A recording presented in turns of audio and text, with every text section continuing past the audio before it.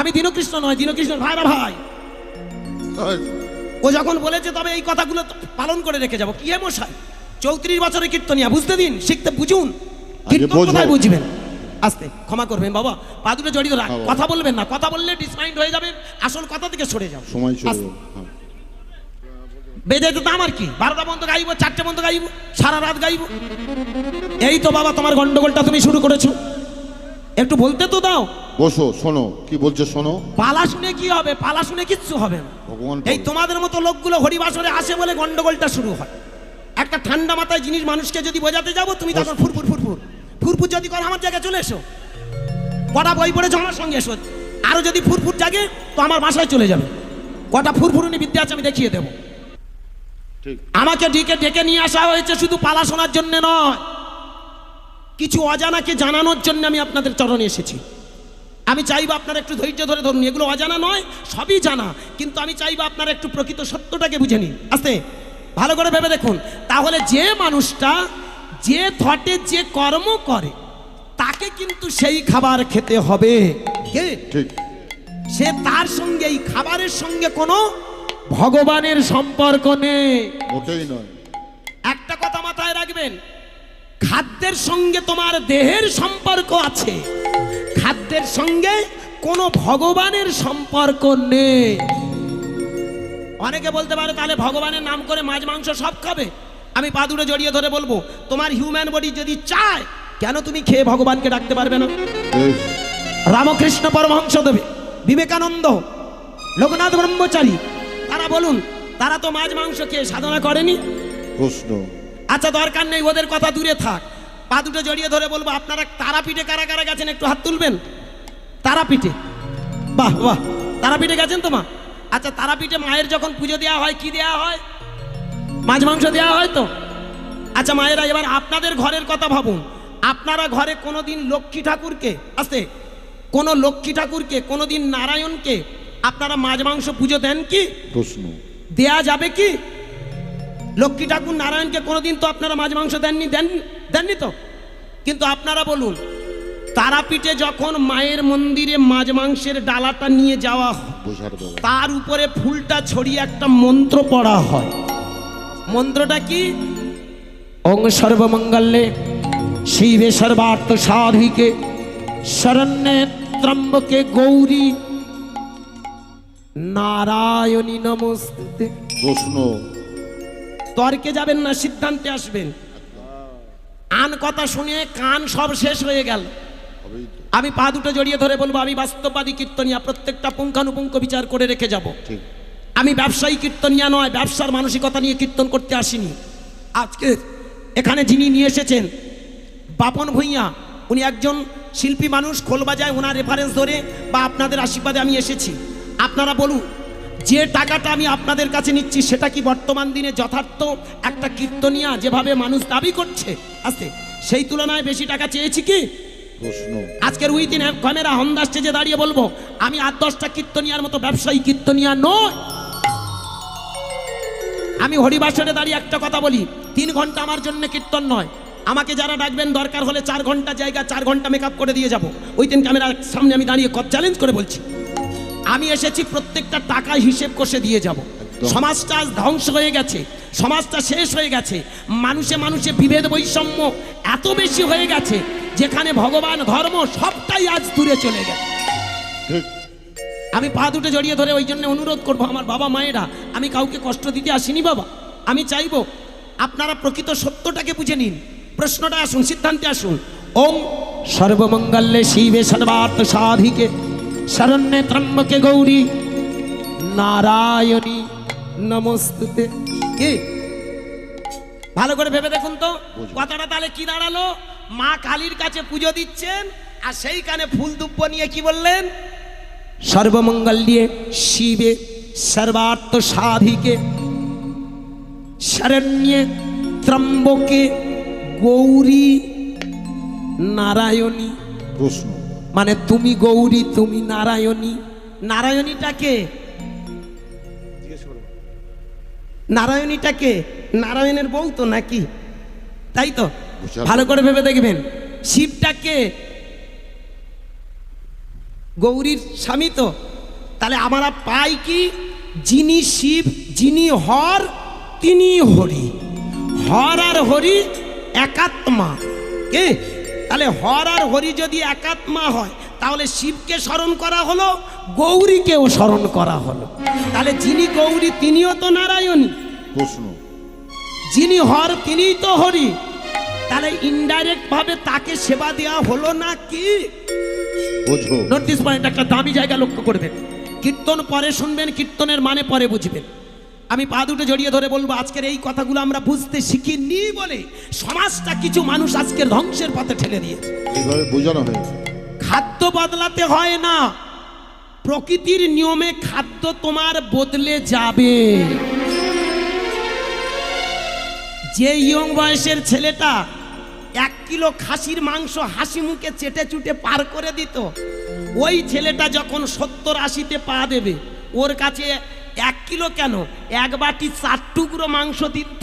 প্রশ্ন। কি এখানে যারা বয়োজ্যেষ্ঠ বাবা বসে আছেন, এখন 1 বাটি মাংস দিলে বলবে, বাবা তোর মাংস তুই হট, আমার একটু শাকসবজি কি আছে আলু আতে ফেসে দে। তোমার যন্ত্র তোমায় বলে দেবে ঠিক। কি খাওয়া উচিত, কি খাওয়া উচিত, কোনটা ত্যাগ করা উচিত, কোনটা ত্যাগ করা উচিত না। বোঝা। আগে থেকে জোর করে কাউকে যদি বলা হয় নিরামিষ না খেলে ভগবান মিলবে না, দূর। জানবে ও হয়তো প্রেসার ক্রিয়েট করছো বলে প্রেসারের জ্বালায় পড়ে ও ছেড়েছে। এমন অনেক মানুষ আছে, চলুন আমি প্রমাণ করে দেব। আমার বাড়ির পাশে সব মালা ঝোলা নিয়ে সব নবদ্বীপে যারা গেছে তারা আর ভালো মাথায় ফেরেনি। মা কালীর দিব্যি। আমাদের পাড়ায় মোটে চৈতন ছিল না আগে, গোবিন্দ, এখন গোবিন্দ গোবিন্দ করে 48টা চৈতন। বাহ, ঠাকুর। আমি চৈতন গুনে গুনে বেড়াচ্ছি, আমিও রাখবো, কারণ যেভাবে লোকের বাঁশ দিচ্ছি, যত কম টাকা নিই না কেন, এটা তো বড় বাঁশ। হ্যাঁ। কি খুব ঠান্ডা মাথায় ভেবে দেখবেন, মানুষ 500 টাকা ইনকাম করতে কাল গাম ছুটে যাচ্ছে। ঠিক। আর মা কালীর দিব্যি হরিবাসরে মিথ্যে কথা দাঁত ধরি না, যত কম টাকা নিই না কেন স্টাফ পেমেন্ট করে অন্তত 5,000 টাকা রাখবো। প্রশ্ন। এই জন্য আমার বউ মাঝে মধ্যে বলে বলে জানো আমার সৌভাগ্য তোমার মতো বর পেয়েছি। হ্যাঁ গো, বিশ্বাস করুন, হ্যাঁ গো মা। কারণ ও জানে টাকা থাকলে আমারও সম্মান বৃদ্ধি, আমার স্বামীরও সম্মান বৃদ্ধি। কি বলুন না, আমিও মাঝে মধ্যে বলি, ও বউ তুই জানি না যে আরো যদি চৈতন রাখা যায় ঝাড়াটা আরো বেশি যাবে। আগে মোটে বলুন চৈতনধারী কীর্তনিয়া পাওয়া যেত কি? মোটেই না। দুটো একটা। এখন দেখবেন মোট। অর্ধেক কীর্তনিয়া সব মালা চৈতন রেখে একটা সুন্দর ভেলতাল শুরু করেছে। একদম ঠিক। নবদ্বীপের কয়েকদিন আগে নবদ্বীপের একটা গোসাইকে ফোন করেছি, হরে কৃষ্ণ বাবা আমাদের হরিবাসরে আসবে, একটা হরিনাম করবে বাবা, আপনার মতো বৈষ্ণব আমাদের হরিবাসরে আসলে আমাদের হরিনামটা ধন্য হবে, আমার ভক্তরা যারা আসবে তারা আপনার গান শুনে মুগ্ধ হবে, ভক্তি জাগবে। চুপ করে থেকে থেকে বলল তারিখ কবে? আমি বলি চৈত্র মাসের 18 তারিখ। বলল হ্যাঁ ফাঁকা আছে। কত দিতে হবে বাবা? চুপ করে থেকে থেকে বলল বলে বাবা 80,000। ওরে সর্বনাশ। ভালো করে ভেবে দেখুন, সারা চৈতনের দাম 80,000। প্রশ্ন। চৈতনটা রাখা কেন? তোমার ভিতরের চেতনা দিয়ে সমাজটাকে সচেতন করার জন্য। একদম ঠিক। ওই লোক দেখানো নয়। আজকের তথাকথিত মালা তিলক শিকায় এই যে বাহ্যাচরণগুলো সমাজটাকে একটু একটু করে দেখবেন পঙ্গুর পথে ঠেলে দিয়েছে। একদম ঠিক। মালা নাও দুঃখ নেই, মালা অবশ্যই প্রয়োজন আছে। এই মালা নিলে মানুষের মেন্টাল পরিবর্তন হয় না? বলুন যারা মালা নিয়েছেন, মালা নেওয়ার সাথে সাথে মালা সেদিন থেকে বলে দেবে খবরদার, গলায় যখন দিয়েছিস, আমাকে যখন সঙ্গে রেখেছিস, মিথ্যা কথা বলবি না, কি বলছে? ও মানুষকে খারাপ চোখে দেখবি না, সবাইকে সমান চোখে দেখবি। মালাটা আমাদেরকে ইশারা করে বলে দিচ্ছে ঠিক ঠিক জপ করবি, আর জপ করলে জপাত সিদ্ধি, মানুষের মতো মানুষ হবি। এই মালাটা পরা কি জন্যে? লোক দেখানোর জন্যে? মোটেই না। মনুষ্যত্ব বিকাশের জন্য। তাহলে মালাটা পরে যদি এইবার লোকের জ্বালা দিয়ে বেড়াই, একদম না। 40,000, 50,000, 60,000-এর নিচে কীর্তন গাইব না। কিরম আমি শোষণ। মাঝে মধ্যে ভাবি যাকে আপনাদের মতো মানুষগুলো আছেন বলে আমাদের মতো সিটিং বাজরা করে খাচ্ছি, একদম ঠিক বাবা। আর করে খাবো। হ্যাঁ, খাবো। আপনারা যতদিন আমাদেরকে এইভাবে মানবেন বুঝবেন না, ততদিন আমরা ব্যবসাটা চালাবো। একদম চালাবো। ভেবে দেখবেন, মালা তিলক শিকা নিয়ে যদি মানুষের কল্যাণ যদি না করতে পারো, সমাজের যদি কল্যাণ না করতে পারো, তাহলে জানবে তোমার এই মালা তিলক শিখাটা শুধুমাত্র বাচ্চাচরণ মাত্র। নিমাই বললেন মালা ধারণ করে সে বৈষ্ণব। কোন মালা? শুধু এই তুলসী কাঠের মালা নয়। খেতে শুতে আস্তে, খেতে শুতে বসতে হাঁটতে চলতে ফিরতে যদি কৃষ্ণ কৃষ্ণ কৃষ্ণ কৃষ্ণ কৃষ্ণ আস্তে, কৃষ্ণ কৃষ্ণ কৃষ্ণ কৃষ্ণ কৃষ্ণ কৃষ্ণ কৃষ্ণ কৃষ্ণ কৃষ্ণ কৃষ্ণ কৃষ্ণ, কি মা কি বাবা মালা হচ্ছে তো? কৃষ্ণ একটা, কৃষ্ণ দুটো, কৃষ্ণ কৃষ্ণ কৃষ্ণ কৃষ্ণ কৃষ্ণ কৃষ্ণ। তোমার কণ্ঠ দিয়ে যেন শুধু অনর্গল কৃষ্ণ নাম হয়। এই কৃষ্ণ নামের যখন মালাটা পড়বে, এই কৃষ্ণ নাম গাইতে গাইতে ওই যে কৃষ্ণ নামের ভিতরে আছে সাউন্ড এনার্জি, শব্দ ব্রহ্ম প্রণাম মন্ত্র। 34 বছর ধরে কালেক্ট করে আপনাদের এই 3 ঘন্টায় আমি কি শেখাবো, কি বোঝাবো? দরকার হলে আমার গানগুলো প্রত্যেকটা হরিবাসরে চলুন, শুনুন, তবে তো বুঝতে পারবেন কোথায় কি আছে। শুধু পালালীলা শুনে লাভ কি? কিচ্ছু নেই। 3 লাইনের গল্প বলুন না, আমি 3 মিনিট একটা পালা শেষ করব। আমি গৌরীবাবুর কাছে গৌরলীলা শিখেছি। আমার শ্রদ্ধেয় গুরুজিদের কাছ থেকে যা পেয়েছি, প্রায় 551-52টা পালা নিয়ে আপনাদের চরণে। আজকে যে পালার নামটা বলেছি, অনেকে পালার হয়তো নামই শোনেনি। আমার রামচন্দ্র নিজের হাতে যজ্ঞ করেছিল, সেই যজ্ঞটা আমি আপনাদের গাইবো বলেছি। দরকার হলে আমি একটু বেশি গাইবো, যদি কোনো পারমিশন না থাকে তাহলে আমি অবশ্যই ছোট করে চলে যাব। তা না হলে আমি চেষ্টা করবো আপনাদের কিছু দিয়ে যাওয়া। আস্তে, মজাটা কোথায় লক্ষ্য করে দেখবেন ভক্তিমতী মায়েরা, ভক্তমণ্ডলী। এই যে মালা তিলক শিখা, এগুলো কারা? এই যে তিলক, তিলক মানে কি? সাবড়াখানে মালগুলো এখানে দেয়া নয়। এ দিয়ে কি শেখায়? এই যে তোমার হিউম্যান বডির মধ্যে ওই মূলাধার, স্বাধিষ্ঠান, মণিপুর, অনাহত, বিশুদ্ধ, আজ্ঞা, এই যে ষট চক্রের মধ্যে শ্রেষ্ঠ চক্র হলো আজ্ঞা চক্র।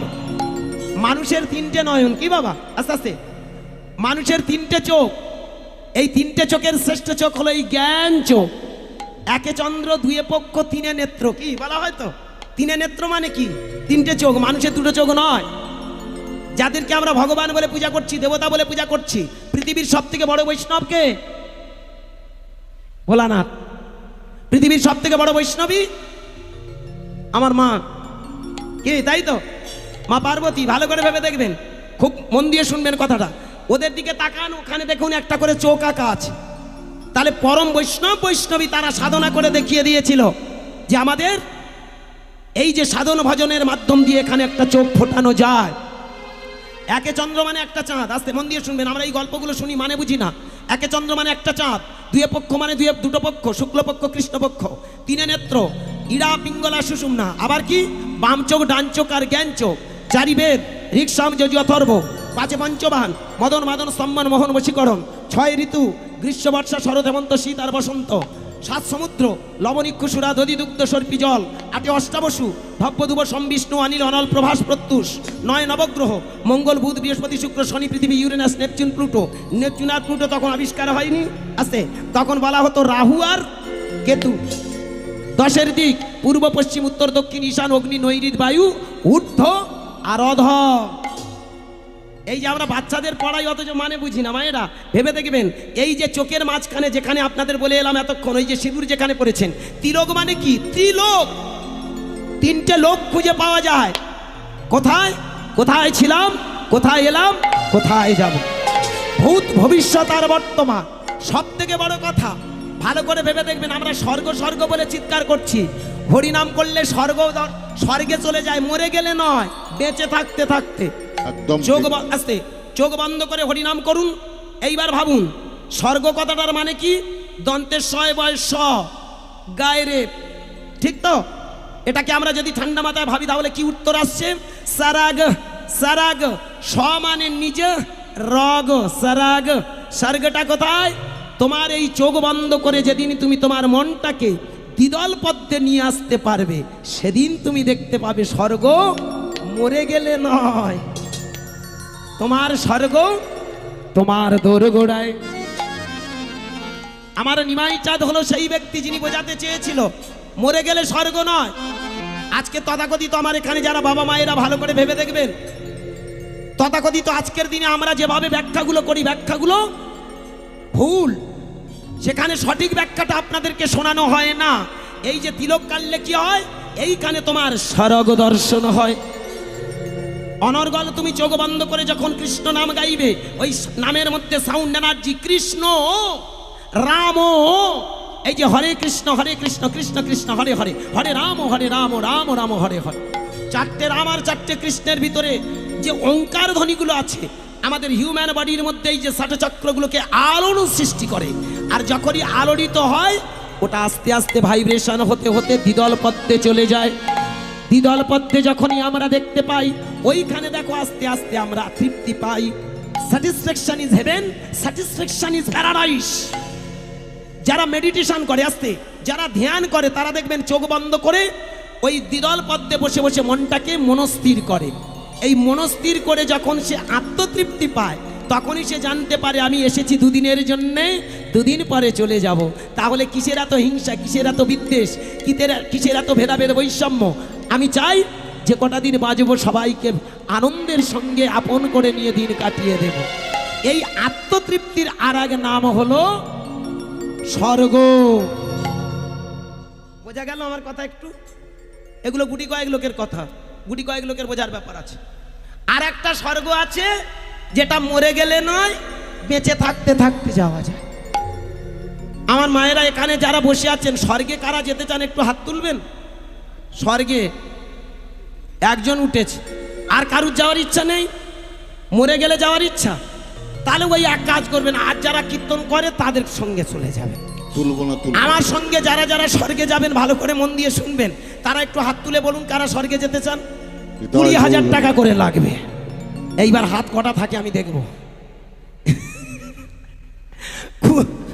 20,000 টাকা করে লাগবে। আমি কথা দিচ্ছি, ভগবানের দিব্যি করে বলছি, উইদিন ক্যামেরা অন দা স্টেজে দাঁড়িয়ে বলছি, আমি কথা দিচ্ছি আপনাদেরকে 20,000 টাকা আমার কাছে দিন, আমি আপনাদের স্বর্গ থেকে ঘুরিয়ে আনবই।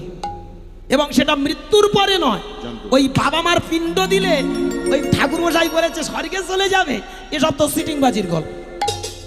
আমি জীবন্ত স্বর্গে ঘুরিয়ে আনবো। কোথায় স্বর্গ মিলিয়ে নিন, একেবারে বাস্তববাদী।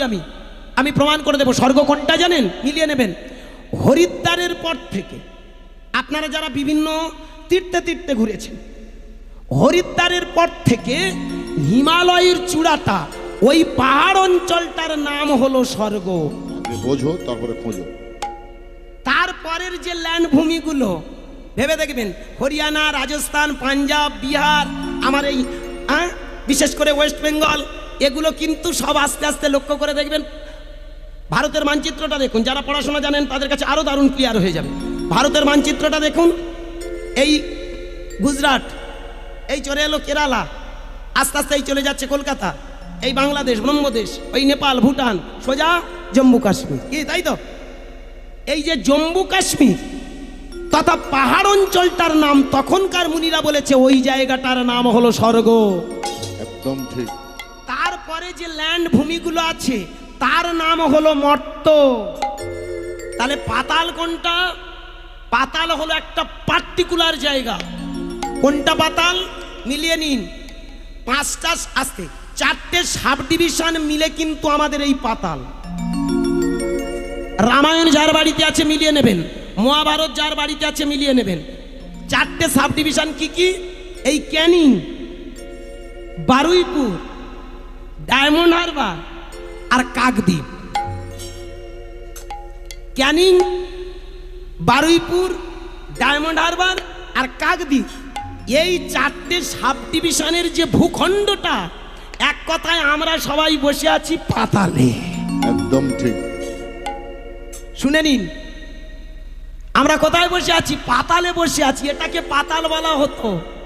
এরপরে কলকাতার ওপার থেকে টোটাল হাওড়া, হুগলি, মেদিনীপুর থেকে শুরু করে একেবারে সোজা হরিদ্বার পর্যন্ত যে ভূখণ্ডগুলো আছে ওর নাম মর্তধাম। আর হরিদ্বারের পর থেকে হিমালয়ের চূড়াটার নাম স্বর্গ। আমার মায়েরা ভালো করে মিলিয়ে দেবেন। তাহলে আমরা কি সত্যি পাতালে আছি তো? তার প্রমাণ আছে কি? পাতালে বাস করত একটা রাজা, রামায়ণের সব থেকে বড় দামি রাজা। রাজাটার নাম হলো ময়দানব। ময়দানব কে জানেন? রাবণ রাজার শ্বশুর, আমার মন্দোদরীর বাবা। কোথায় বাড়ি ছিল তার? যেটা বহড়ু থেকে 1 কিলোমিটার পূর্বে আসবেন, বহড়ু থেকে 1 কিলোমিটার পূর্বে আসতে ওই জায়গাটার নাম হলো ময়দা। কি আছে না? অনেকের আত্মীয় স্বজন থাকে, থাকলে থাকতে পারে। ওই যে ময়দা কালীবাড়ি, ওখানেই বসে আমার ময়দানব তপস্যা করে দেবী ভৈরবী যোগেশ্বরীর সিদ্ধি লাভ করেছে। হরি বল। যে কারণে আজও দেখবেন যখন গঙ্গা স্নানের মেলা হয় ওই জায়গাটায় বসে বসে দেখবেন অনেকে সাধনা করে। এবং শুধু তাই নয়, এই যে পাতাল, এই যে ভূখণ্ডটার রাজা ছিল আমার ময়দানব। আরো প্রমাণ আছে কি, পাতালে বসে তপস্যা করতো কে? আমার যারা গেছেন বেড়াতে, কি গো মা, সাগরে বেড়াতে গেছেন তো, কপিল মুনি বসে আছে না? তা কপিল মুনিটা কে? কপিল মুনির বাবার নাম হলো কর্দম আর মায়ের নাম দেবাহুতি। ওদের দুজনের মিলনে ওই ছেলেটার জন্ম হলো। ও বসে বসে ওইখানে তপস্যা করত। যখন আসতে সগর রাজার 60,000 ছেলেরা যখন অশ্বমেধ যজ্ঞ করলো, ছোট করে বলে যায়, কারণ আমার বাবা ঠাকুর, আমি জানি কষ্ট পেয়েছো বাবা, পায়ে পড়ে বিশ্বাস করো বাবা, তোমাকে আমি বলতে চাইনি গো ঠাকুর। হ্যাঁ গো বাবা, আমি জানি আপনি পালা শুনতে ভালোবাসেন, পালাটা বললে আমার মায়েরা হয়তো অনেকে ভালোবাসবে, কারণ সবাই তো পালা শুনতে আসে না, পালা তো প্রতিদিন হচ্ছে, বলুন না। পালা নয়, এগুলো লীলা, আপনারা অবশ্যই শুনবেন, এটা প্রয়োজন আছে। তবে এই তত্ত্বগুলো আমাদের অবশ্যই জানা আবশ্যক, প্রয়োজন আছে। এই দেখুন না বাবা, হ্যাঁ বাবা ক্ষমা করবেন, আমার বাবা আপনাকে কষ্ট দিতে চাই, যদি কিছু জানার মনে হয় আমার বাবা এসো না, দুই বাবাটা গল্প করি। হ্যাঁ গো, 34টা বছর সংসার করছি, কিছু দিতে এসেছি তো গো, শুধু টাকা নিয়ে চলে যাবো। আরে কৃষ্ণ, রাধে রাধে, আস্তে। এইবার ভালো করে ভাবুন, ওই যে আপনারা বেড়াতে যান কোথায় মা? সাগরে, তাই তো? ওখানে বসে আছে কপিল মুনি, মিলিয়ে নেবেন সগর রাজার 60,000 ছেলে, যেটা ব্রহ্মবৈবর্ত পুরাণে বললেন। সগর রাজার 60,000 ছেলে ওরা কি করলো? অশ্বমেধ যজ্ঞ করলো। আর সেই যজ্ঞটা করার পরে ওরা স্বর্গমর্ত পাতাল জয় করার জন্য তৈরি হলো। কি বাবা? ত্রিলোক জয়। ত্রিলোক মানে কোনটা? স্বর্গ, মর্ত আর এই পাতাল। এবার দুটো জয় হয়ে গেল আমাদের, কাদের? সগর রাজার 60,000 ছেলেদের। কোন দুটো জয় করলো? স্বর্গটা জয় করলো আর মর্তটা জয় করলো। পড়েছিল পাতাল। ওরা দল বেঁধে এসে আশ্রয় নিয়েছিল কোথায় জানো মা? এই যে বহরুর এখন একটা জায়গার নাম আছে ক্ষেত্রতলা, কি আছে না? আপনারা যদি কোনো আত্মীয় থাকে দেখবেন এখানে একটা জায়গা আছে বহরুর পাশে, ক্ষেত্রতলা। রাত্রে যখন ওরা আশ্রয় নিল, আছে দেবরাজ ইন্দ্র চুরি করে ঘোড়াটা কপিল মুনির পিছনে বেঁধে দিল। আর যেই কপিল মুনির পিছনে বেঁধে দেয়া, কপিল মুনি জানলো না, ও বসে ধ্যান করলো। সকালবেলা উঠে যখন সগর রাজার 60,000 ছেলেরা দেখলো সর্বনাশ, সে ঘোড়া কই? খোঁজ খোঁজ খোঁজ খোঁজ, সবাই খুঁজতে খুঁজতে চলে গেল একেবারে শেষ প্রান্তে। হ্যাঁ গো মা, একেবারে নদীর কোল প্রান্তে বসেছিল ওই মুনিটা, যার নাম কপিল মুনি। আজও আপনারা গেলে দেখবেন ওখানে পিছনে একটা ঘোড়া বাঁধা আছে, আছে না ঠাকুর? আছে তো? ওই ঘোড়াটা কার ঘোড়া? সগর রাজার অশ্বমেধ যজ্ঞের ঘোড়া। হ্যাঁ বাবা, ওই ঘোড়াটা এইবার কি হলো, যখনই তারা খুঁজে পেল, এবার মার মার মার মার মার মার, এমনকি তারা কটু কথা বলল, আঘাত করার জন্য উদ্যত। চোখটা খুলে আমার সেই যে কপিল মুনি বলে উঠল, বেয়াদব, আমার ধ্যানে তোমরা ভেঙে ধ্যান ভঙ্গ করেছো, দুঃখ নেই, আমাকে মারার জন্য যখন উদ্যত, তাহলে শুনে রেখো, আমি তোমাদের অভিশাপ দিলাম, তোমরা ভস্ম হয়ে যাও। ব্রহ্মবৈবর্ত পুরাণ মতে বলছে, সেই কপিল মুনির ক্রোধানলে 60,000 ছেলে যখন ভস্ম হয়ে গেল, খবরটা চলে গেল সগর রাজার কাছে। সগর রাজা তাড়াতাড়ি কপিল মুনির পায়ে ধরে বলল, উপায়, আমার ছেলেদের মুক্তির একটা পথ করে দিন। তখনই বলল, শোনো, শুধু তোমার ছেলে নয়, বিশ্বের সবাই শান্তি মুক্তি পাবে যদি স্বর্গ থেকে গঙ্গাকে নিয়ে আসতে পারে। স্বর্গে আছে ব্রহ্মা, আছে সাধনায় ব্রতী, সেই ব্রহ্মার কমণ্ডলু থেকে স্বর্গটা নিয়ে এসো। কারণ ভগবান একদিন বসেছিল বৈকুণ্ঠে, আর ভোলানাথ গান গাইতে গাইতে তাকে দ্রবরূপ করে দিয়েছিল, জল হয়েছিল। ভগবানের চরণ থেকে যখন জলটা গড়িয়ে পড়ল, ব্রহ্মা সেই কমণ্ডলু পেতে জলটা রক্ষা করেছিল, যে জলটার নাম ছিল গঙ্গা। এটা পুরাণ মতের আমরা গল্প পাই, আর অল্প অল্প করে আমাদের সেটা শেখায়। সে ব্রহ্মা কোথায় আছে? স্বর্গে। কথাটা ভালো করে শুনবেন, দামি কথা। তাহলে স্বর্গে গিয়ে তাকে সাধনা করে মনোতুষ্টি যদি করতে পারো, তার কাছ থেকে গঙ্গাকে যদি আনতে পারো, তোমার বংশ কেন, সব বংশ ধন্য হবে।